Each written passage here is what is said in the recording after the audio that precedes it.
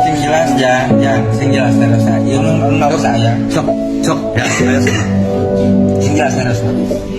Saya makan jelas. Tidak makan panas.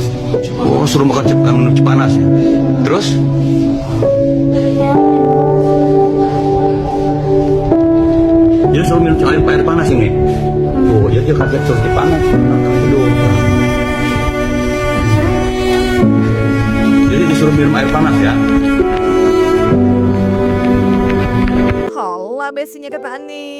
Besti, kasus Nizam, bocah 13 tahun yang meregang nyawa dengan dugaan kekerasan yang dilakukan terduga ibu tirinya emang makin memanas aja. Bahkan Komisi 3 DPR RI sampai meminta agar terduga pelaku penganiayaan terhadap Nizam disematkan pasal perlindungan anak, di mana ancaman hukumannya hingga 15 tahun penjara. Dan gak cuma Komisi 3 DPR RI, dalam unggahan video Habibur Rahman juga tak hanya menyebut akan mengawal kasus Nizam, tapi juga meminta agar Polres selaku penyidik memeriksa secara teliti guna mengetahui apakah ada dugaan berkelanjutan perbuatan pelaku terhadap Nizam, karena hal itu bisa memperberat lagi untuk si pelaku. Assalamualaikum warahmatullahi wabarakatuh. Komisi 3 DPR RI mengutuk keras kasus kekerasan yang mengakibatkan meninggalnya seorang anak bernama Nizam Shafii usia 12 tahun.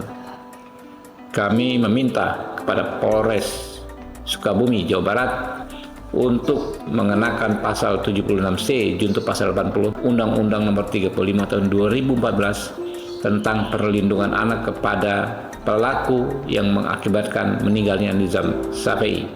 Ancaman hukumannya dalam pasal ini adalah 15 tahun penjara. Kami juga meminta kepada Polres selaku penyidik untuk memeriksa dengan teliti apakah perbuatan yang dilakukan terhadap adik Nizam ini berkelanjutan atau tidak. Kalau berkelanjutan, maka hal tersebut akan menjadi pemberat bagi si pelaku penganiayaan yang mengakibatkan meninggalnya Nizam Shafii. Kami akan terus kawal kasus ini sampai ke persidangan agar almarhum dan keluarganya bisa mendapatkan keadilan. Ya, kasus Nizam yang kini menuai banyak sorotan karena meninggal dengan cara yang sangat tragis. Terlebih sebelumnya juga beredar terkait ibu tiri Nizam yang justru diduga meminta bantuan finansial atas kepergian almarhum, karena selepas kepergian Nizam juga membutuhkan biaya cenah. Dalam video yang beredar tersebut, suara yang diduga merupakan ibu tiri Nizam juga diduga membantah tudingan yang mengarah kepadanya hingga memasrahkan terkait adanya otopsi terhadap jenazah almarhum, karena menurutnya Tuhan Maha Tahu katanya. Sabor. mau ngaji. Jadi ini pakai air panas atau dipukul aja? Sebor. Ya? Pakai air panas. Dipukul. Yang pertama dipukul mana? Buka. Yang pertama dipukul mana? Lumayan. Banyak. Loba aja. Loba jadi berarti sadar langsung pingsan. Aduh. Itu jalannya tuh kemarin kayak kalau pas semalam dikasih obat terus panas gitu. Sama siapa dipukulnya, sama siapa aja? Ada siapa? Ada orang nggak waktu mukul? Hah? Ada siapa? Dengerin. Ada siapa di situ waktu dipukul? Ada siapa? Siapa aja? Hah? Mama sama siapa? Minum kemana? Hah? Minum sama Gimana? makan. Sing jelas ya, sing jelas terus ya. Nggak usah ya. Sok. Ya, ayo sok. Sing jelas terus. Saya makan jelas. Tidak makan panas. Oh, suruh makan minum Cipanas ya. Terus? Ya minum. Jadi suruh minum air panas ini. Tuh, jadi kaget terus dipanas kena hidung. Jadi disuruh minum air panas ya.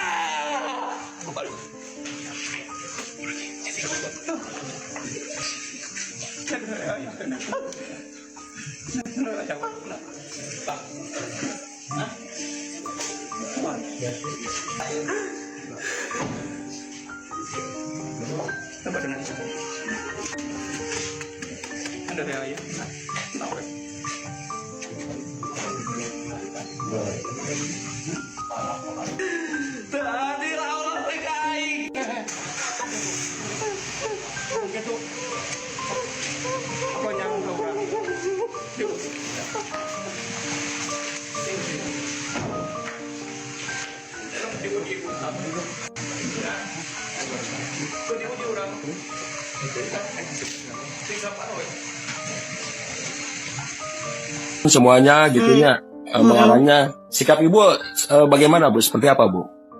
Ya kalau saya kan pasrah aja, Allah yang maha tahu kan gitu. Kalau memang ini apa membuat anak saya tenang, ya apa boleh buat. Aturan aturan di Indonesia ini, aturan negara atau aturan manusia kan bisa dirubah, bisa dibuat-buat. Kalau aturan Allah kan tidak. Ya saya pasrah aja gitu. Ya mudah-mudahan aja ada keajaiban, mudah-mudahan kebenaran bisa diperlihatkan gitu. Pokoknya ini kan gini Pak, kalau saya sih berharap ini tidak diperpanjang, tidak dipersulit, tidak dipermasalahkan. Toh anak saya kan sudah hilang, sudah tidak ada. Saya berduka ini. Dengan adanya diotopsi, dengan adanya dipiralkan, apa keuntungan buat saya? Anak tidak bisa hidup lagi. Anak sekarang dikuburkan di Pulasara harus pakai duit. Ada tidak sih yang membantu saya kan gitu? Jangan menjadi pahlawan kesiangan gitu. Giliran saya tahlil ke kiai yang ngali kubur, yang ini yang namanya tahlil di kampung itu harus pakai uang. Saya yang ngurusin. Apa ada netizen atau orang-orang yang merasa sok kasihan ke anak? Kalau kasihan sok sumbang. Urusin tuh sampai anak itu dikurbankan, diekakan, dikasih rumah pulasaranya, pusarannya di kuburan. Dan harusnya begitu. Bukan digoreng di media sosial begitu. Kalau benar-benar sayang ke anak, apalagi sekarang udah almarhum, sok doain, kasih rezeki, kasih wakaf untuk anak. Ini takdirnya anak saya sudah sampai di sini. Jangan sampai ada yang merasa dirugikan, apalagi sampai ada yang menjadi korban pidana ini itu. Tidak ada, anak meninggal ini takdirnya dan ini karenanya. Itu aja. Ya, dugaan tudingan memang kini diduga banyak mengarah ke ibu tiri Nizam yang diduga telah menganiayanya hingga meregang nyawa. Terlebih sang ayah juga ternyata sempat menyebut kalau tahun lalu sang istri juga pernah dilaporkan karena melakukan penganiayaan pada Nizam. Namun berujung damai lantaran sang istri bersujud dan berjanji tidak akan mengulanginya lagi. Kegeraman ayah Nizam juga terlihat dalam video yang beredar Besti, di mana Nizam yang tengah berbaring di rumah sakit dimintai keterangan terkait apa yang telah ia alami, di mana sang ayah terlihat murka dengan memukul seorang perempuan yang diduga merupakan ibu tiri Nizam ketika Nizam diduga mengiyakan pertanyaan terkait kejadian yang ia alami. Hancur, belum gimana. Terus istri saya nelpon, ya pulang, istirahat sakit panas, saya pulang. Pas saya pulang memang sangat jauh dengan sebelum keberangkatan saya, kondisi anak saya. Iya. Sebelumnya juga dulu pernah terjadi penganiayaan. Saya laporkan ke Polres Pelabuhan Batu, ke PPA. Teman istri saya datang memohon sujud ke saya dan akhirnya saya minta saran ke Pak Asep dan Pak Jisep, tidak ada salahnya aja memaafkan seorang sepatu dia berubah untuk ke depan. Dibikinkan surat pernyataan, dibikinkan video pernyataan, dan sebetulnya laporan yang itu pun belum dicabut sampai saya di Polres. Tahun berapa itu? Itu setahun yang lalu, kelas 6 SD, sekarang kelas 1 SMP. Gitu. Jadi sekali lagi saya tegaskan, maunya diotopsi ini kemauan saya, bukan kemauan Haji Isep. Kok ada bukti videonya ada sama mama. Ada sana kemarin waktu itu mama sama bapaknya itu lagi berantem. Tidak mengada-ngada, bukan ucapan saya, itu ucapan almarhum ya.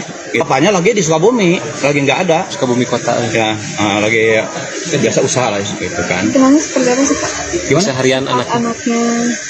Anak Sifatnya seperti apa? ya itu baik-baik saja kan itu di pesantren, bahkan saya yang masukin ke pesantren juga ya, sering cekcok lah antara keluarganya memperkeran masalah anak tersebut ya. Kata saya bilang gini, daripada ribut terus udah aja lah masuk ke pesantren biar aman ya. Cuma kemarin waktu mau puasa jadi pada pulang dulu ya, mau puasa ada kemungkinan ya, ada indikasi ini penganiayaan kata Pak Awang ya. Nah, coba tanya, kan ditanya sama Awang tuh nggak mau, nggak jawab, takut ya. Alhamdulillah sebelum meninggal dunia itu dia sadar lah ya. Terima kasih lah ya. Oh itu kan ketahuannya pas bapaknya pulang aja. Kondisinya udah gitu. Soalnya seminggu yang sebelum terjadi itu anak-anak dibawa jalan-jalan, sehat-sehat. Happy. Terus dari pesantren juga melihatin videonya, ini anak sehat dari pesantren, pagi itu pulang juga nggak ada apa-apa. Oh kan, ya kemana kan, ya, tuh.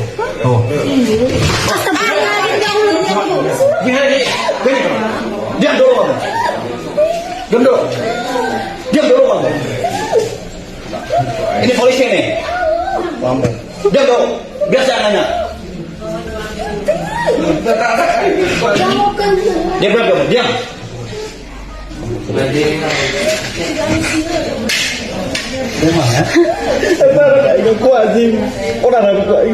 Cicing.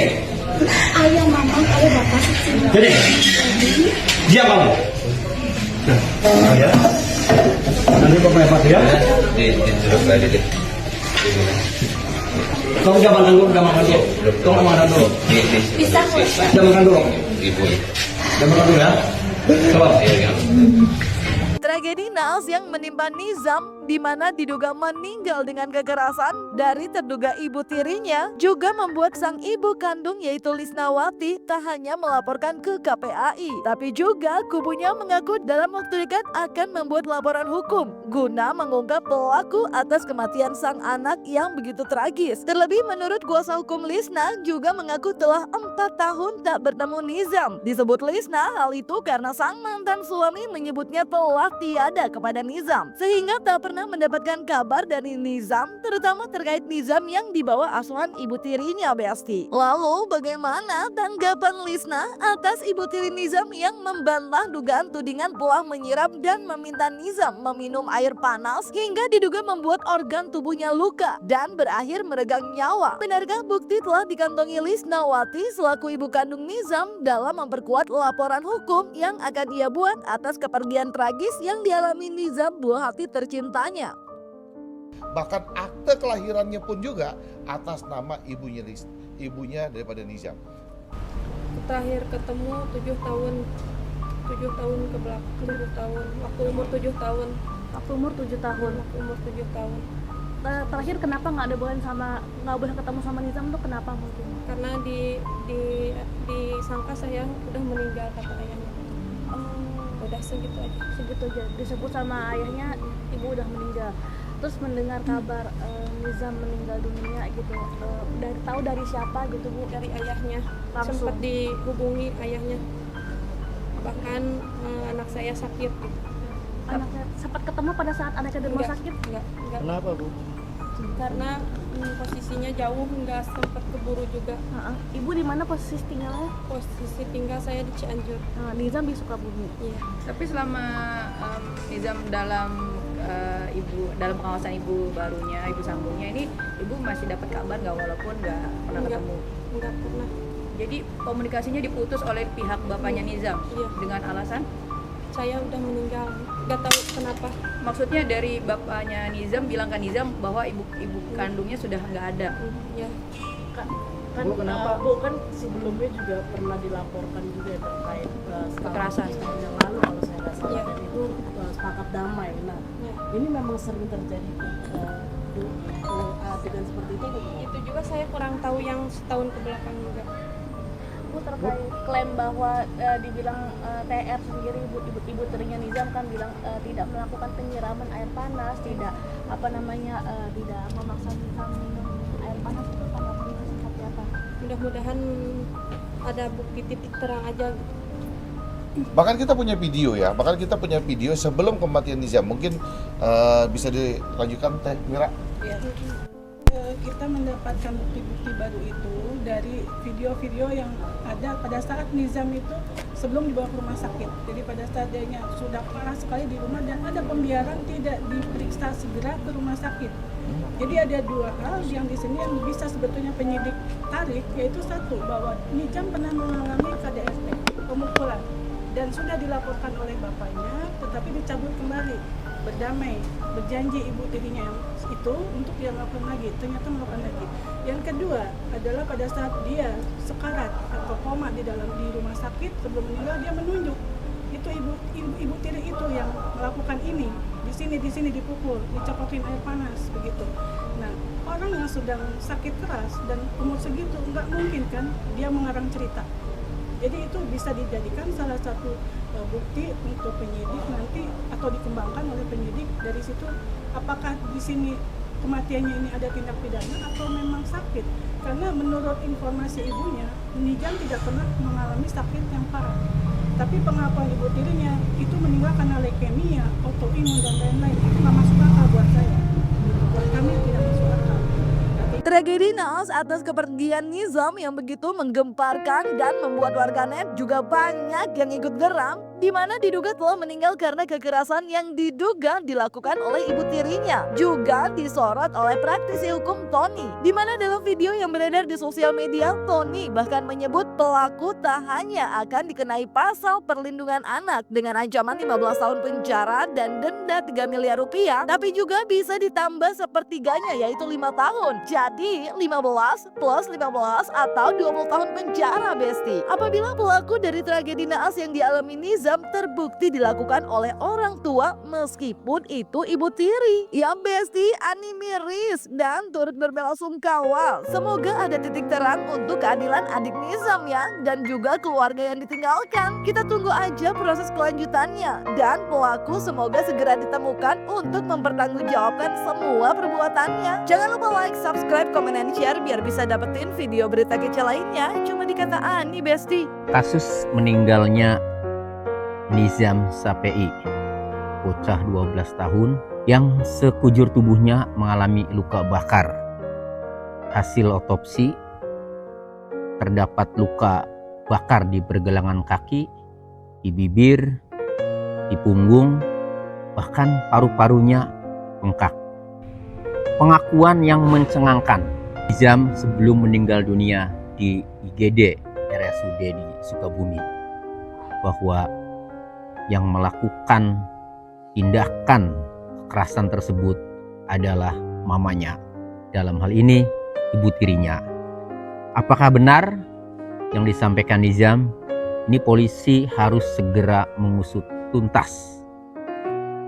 Jika benar yang melakukan kekerasan adalah ibu tirinya, maka polisi harus menerapkan pasal pidana yang terberat buat ibu tirinya itu. Ini ada undang-undang yang lebih khusus, yang spesialis, yaitu Undang-Undang Nomor 35 Tahun 2014 tentang perubahan atas Undang-Undang Nomor 23 Tahun 2002 tentang perlindungan anak.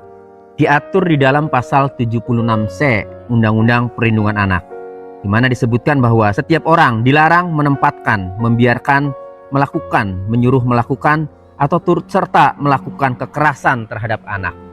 Nah, jadi larangannya ini diatur di dalam pasal 76C Undang-Undang Perlindungan Anak. Jika melanggar, sanksi pidananya itu diatur di pasal 80 Undang-Undang Perlindungan Anak. Karena korbannya meninggal dunia, maka bisa diterapkan pasal 80 ayat 3 Undang-Undang Perlindungan Anak yang berbunyi, dalam hal anak sebagaimana dimaksud pada ayat 2 mati, maka pelaku dipidana dengan pidana penjara paling lama 15 tahun dan atau denda paling banyak 3 miliar rupiah.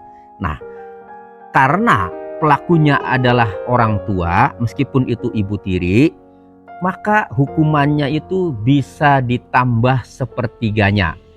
Nah, jadi kalau di ayat 3 ini ancamannya itu 15 tahun, maka ditambah sepertiganya, yaitu sepertiga dari 15 itu 5 tahun. Jadi ancaman hukumannya itu 15 tahun ditambah 5 tahun, 20 tahun. Tambahan hukuman sepertiga karena pelakunya adalah orang tua, ini diatur di pasal 80 ayat 4. Pidana ditambahkan sepertiga dari ketentuan sebagaimana dimaksud pada ayat 1, ayat 2, dan ayat 3 apabila yang melakukan penganiayaan tersebut orang tuanya. Nah, jadi meskipun itu ibu tiri, ya, kalau melakukan kekerasan atau penganiayaan terhadap anak, maka ditambah sepertiga hukumannya. Jadi ibu tirinya ini bisa terancam hukuman pidana penjara 15 tahun ditambah sepertiga 5 tahun, yaitu total 20 tahun penjara. Demikian, semoga bermanfaat.